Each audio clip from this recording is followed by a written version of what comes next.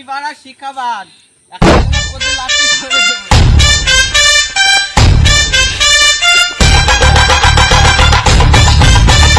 Guys এই ভিডিওটা ভালো লাগলে একটা লাইক, একটা শেয়ার, একটা কমেন্ট করবে আর আমাদের পুষ্পা 7 বাড়াবে কিছুদিন পরে। নমস্কার।